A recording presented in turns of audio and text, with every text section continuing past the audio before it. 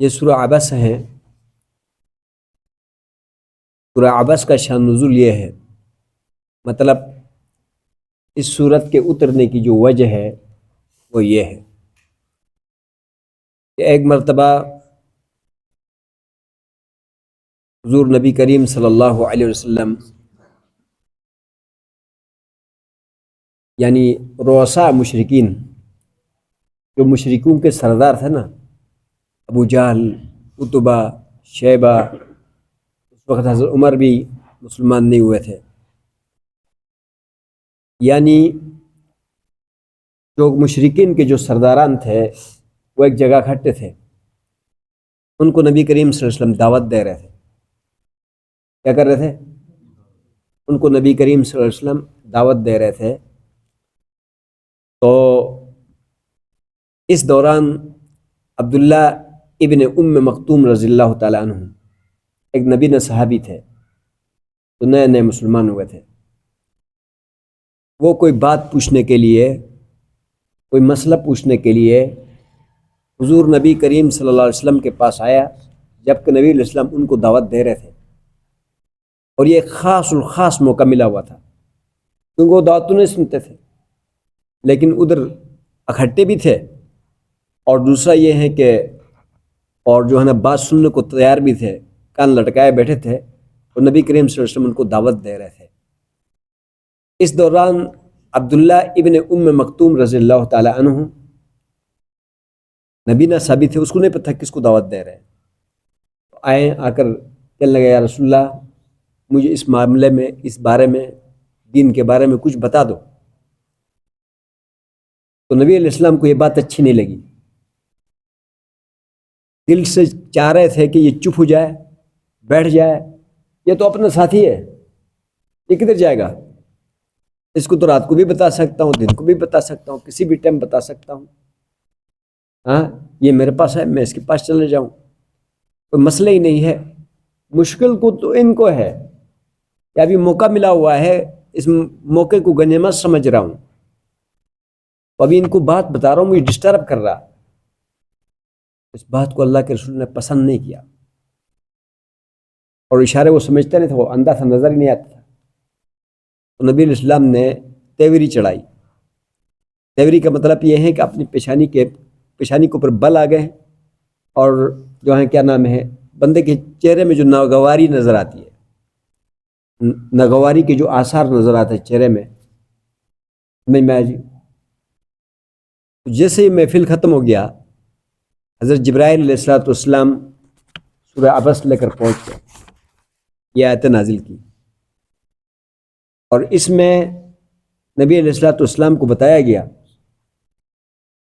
کہ جن کو دین کا پتہ ہی نہیں ہے، جو دین کے دشمن ہیں، جو آپ کے بھی دشمن ہیں اور دین کے بھی دشمن ہیں، اور ان کو اس دین سے کوئی غرض بھی نہیں ہے، آپ ان کی فکر کرتے ہیں، آپ اس کے چکر میں لگے ہوئے، آپ ان کو سمجھانا چاہتے ہیں۔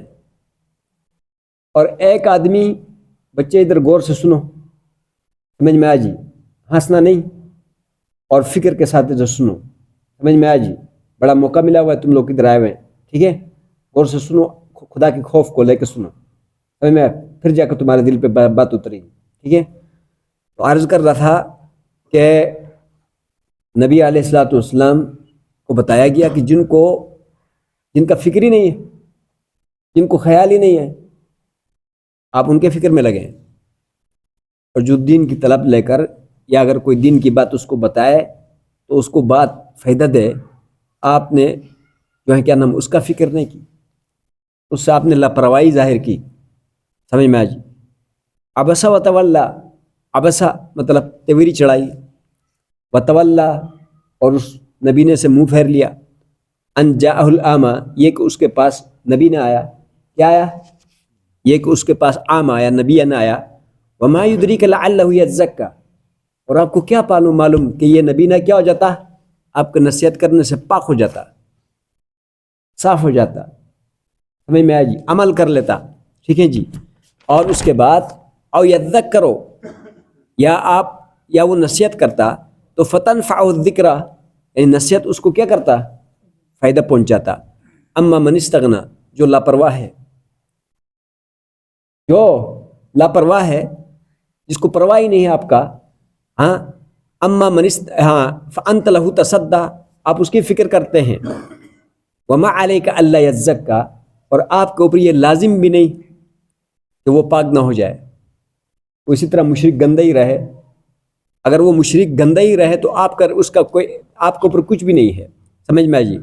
واما من جاءک یسعی، وہ جو آپ کے پاس دوڑتا ہوا آیا، چلتا ہوا آیا، وہو یخشی، وہ اللہ سے ڈرتا بھی ہے، تو فانت عنہ تلہا، تو اس سے غفلت برتتے ہیں، اس سے بے خبر ہو جاتے ہیں، غفلت کرتے ہیں، کلا ہرگز ایسا نہیں، انہا تذکرہ، یہ قرآن مجید ایک نصیحت ہے، فمن شاء ذکرہ، جو چاہے اس کو کیا کریں، قبول کر لیں۔ ایک یہ والی بات۔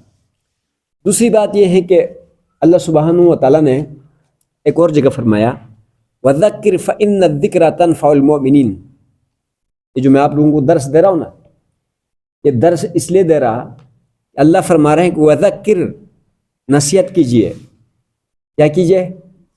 نصیحت کیجئے، کہ فَإِنَّ الذِّكْرَ تَنْفَعُ الْمُؤْمِنِينَ، کہ نصیحت مومنین کو کیا کرتا ہے؟ فائدہ دیتا ہے۔ نصیحت مومنین کو کیا کرتا ہے؟ فائدہ دیتا ہے۔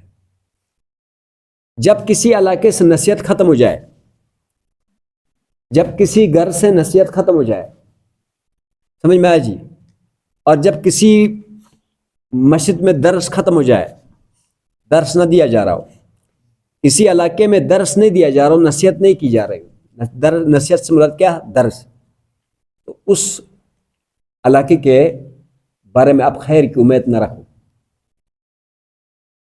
جس گھر میں واعظ و نصیحت نہیں ہے، سمجھ میں آیا جی، جس گھر میں درس تعلیمات نہیں ہے، اس گھر کا بھی خیر کی امید ہرگز نہ رکھو، پھر اس گھر کے بچے یا نسواری بن جائیں گے، یا پوٹری بن جائیں گے، یا چرسی بن جائیں گے، سمجھ میں آیا جی، یا یہ ہے کہ کیا ہوگا کہ بے نمازی بن جائیں گے، مالی والدین کے جو ہے نافرمان بن جائیں گے، سمجھ میں آیا جی، گھر میں نصیحت نہ ہو۔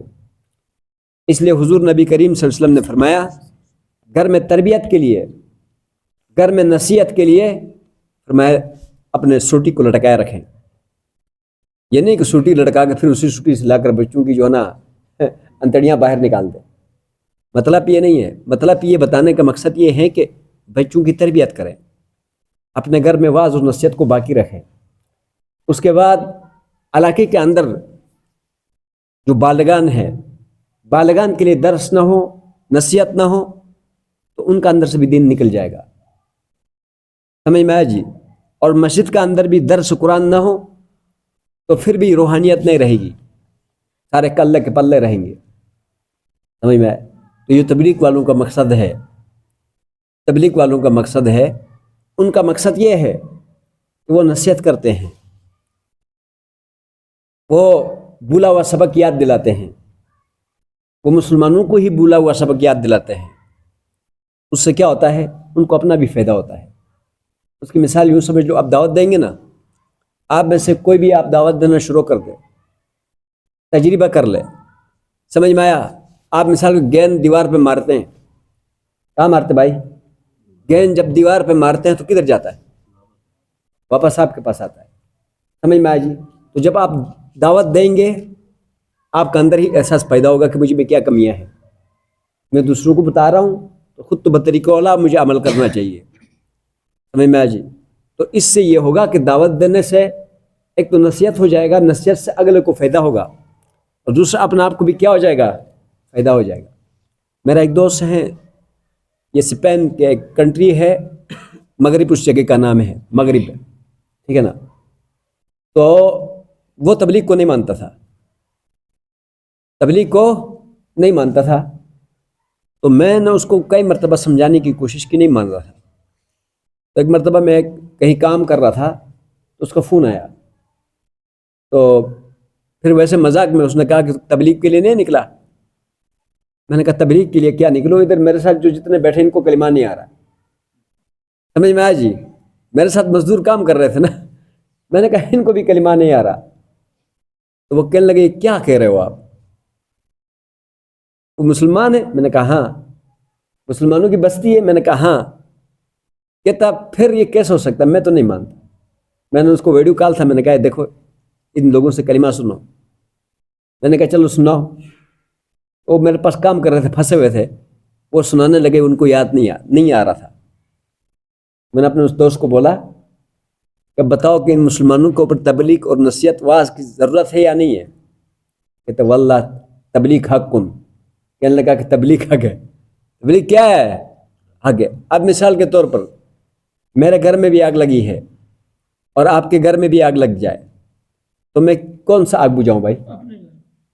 کس کے گھر کا آگ بجھاؤں؟ مجھے تو اپنی پڑی ہوگی نا۔ ہاں، میرا بچہ بھی گرتا ہے اور آپ کا بچہ بھی گرتا ہے، تو میں اپنے بچے کو سنبھالوں یا آپ کے بچے کو سنبھالوں؟ اپنے بچے کو سنبھالوں گا نا۔ تو میرا اپنے بچے جو ہیں کیا نام ہے، ان کا برا حال ہے۔ اپنے بچوں کا کیا بھائی؟ برا حال ہے۔ اب اس رمضان میں بھی نماز نہیں پڑھتے، اپنے بچوں کا برا حال ہے۔ اگر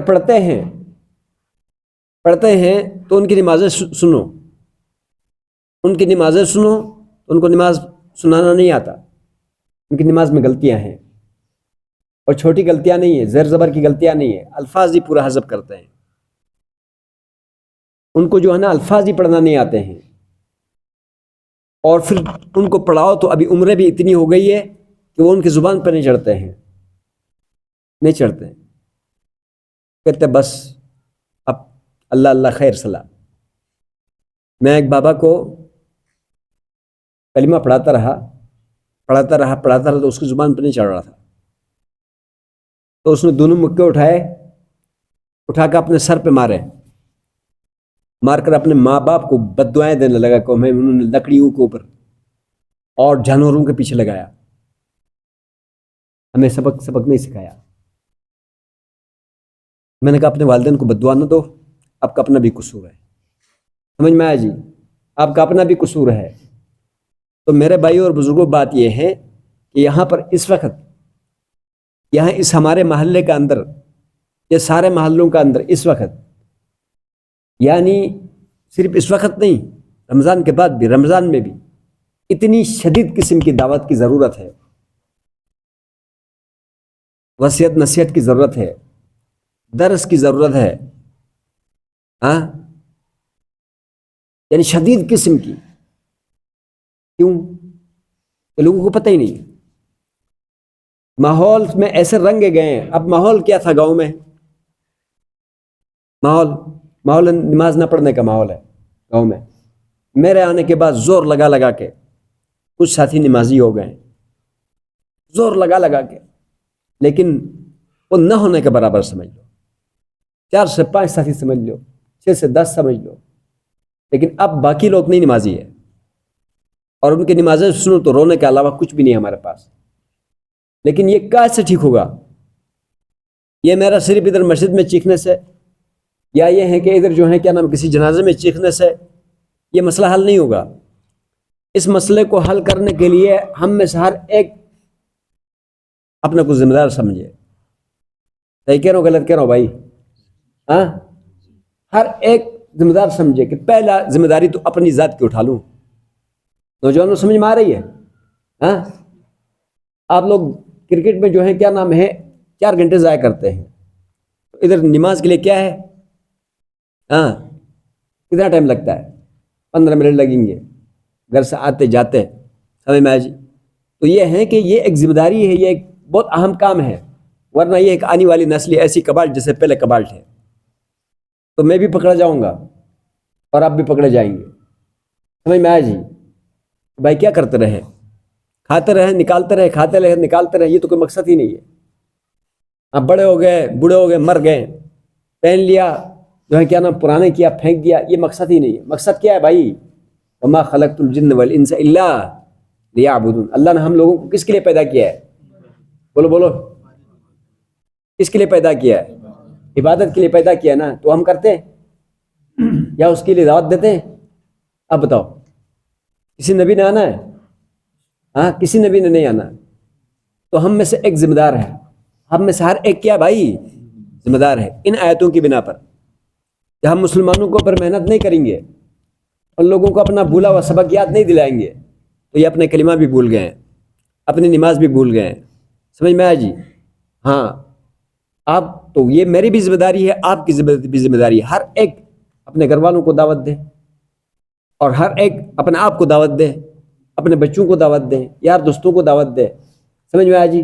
ہم کوشش کریں ہمارے ذریعے سے 5-6 آدمی زندگی میں نمازی بن جائے. کون کون انشاءاللہ ارادہ کرتے ہیں دعوت دینے کے؟ ہاں اپنے ساتھیوں کو نمازی بنائیں گے انشاءاللہ. ہاں اللہ پاک عمل کرنے کی توفیق عطا فرمائے. اللہم انت السلام اللہم لا مانع لما اعطیت ولا معطی